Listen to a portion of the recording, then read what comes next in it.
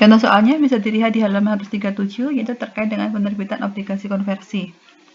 Kasusnya PT DEF itu mengeluarkan 2 juta lembar obligasi di 2013. Lah, dari 2 juta lembar obligasi tadi, nilai nominal obligasinya sebesar 100.000 per lembar obligasinya. Maka, misalkan kita hitung berapa jumlah uang yang akan diterima oleh PT DEF, itu sebesar 2 juta dikalikan dengan 100.000,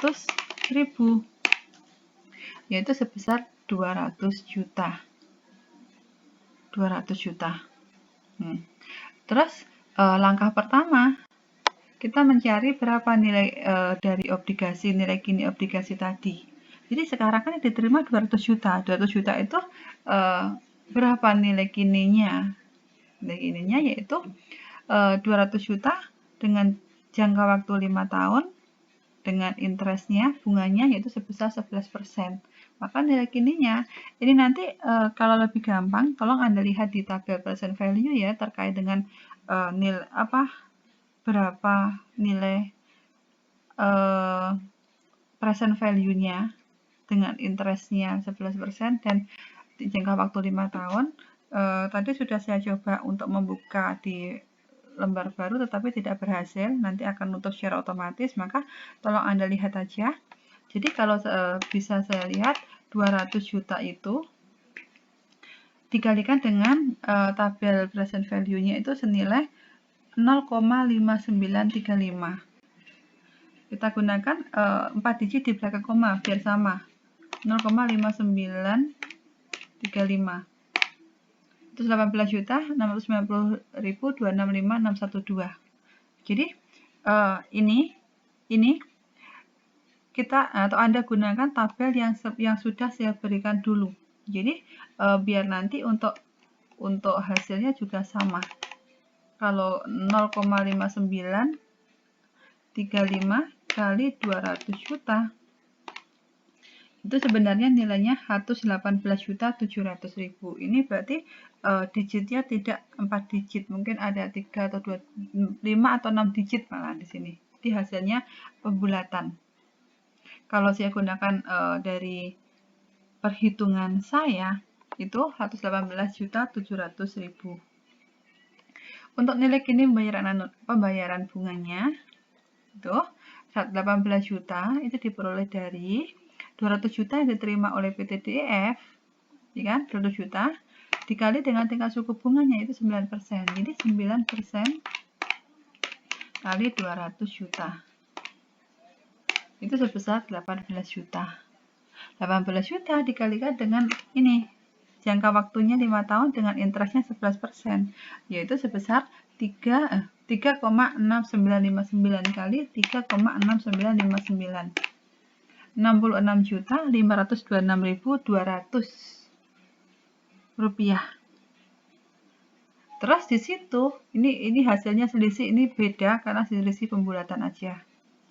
Sehingga nilai kini dari komponen utangnya itu selisihnya 118 juta ditambah dengan 66 juta itu 185.216 juta. Nah, untuk nilai wajar di sini jelas dikurangi dengan nilai kini menghasilkan nilai wajar dari komponen ekuitas pada tanggal penerbitannya 14.783. Nilai wajar itu kalau dikatakan ini merupakan keuntungan dari penerbitan obligasi yang akan diterima oleh PT DEF. Jadi misalkan dibuat jurnal, ini untuk rahasia itu, jurnalnya kas yang diterima oleh PT DEF 200 juta, utangnya obligasi itu senilai 185.411.929 rupiah. Sedangkan untuk preminya, jadi keuntungannya diperoleh PT DEF itu sebesar ini, 14.783.588.071. Nih.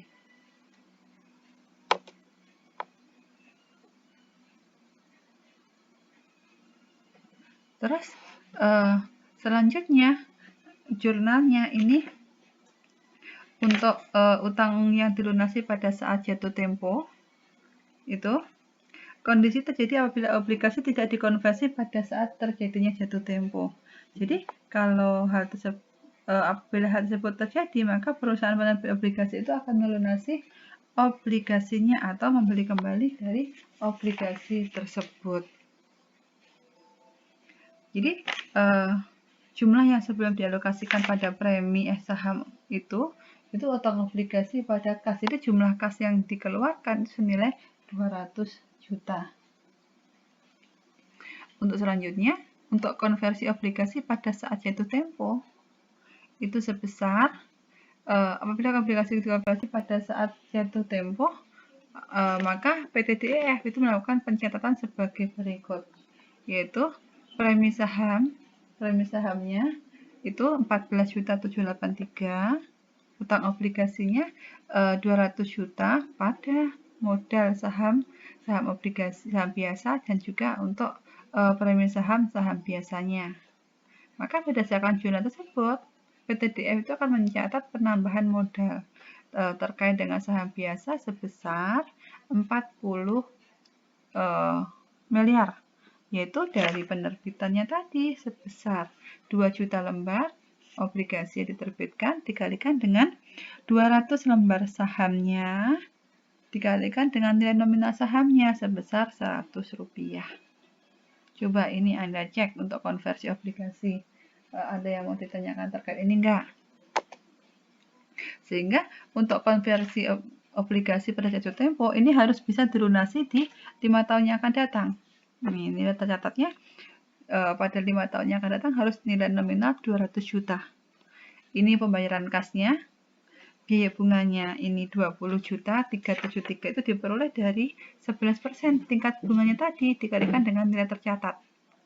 Amortisasi ini diperoleh dari selisih antara pembayaran kas dengan biaya bunga, sehingga nilai tercatat obligasinya itu merupakan nilai tercatat obligasi pada periode sebelumnya dengan periode sekarang.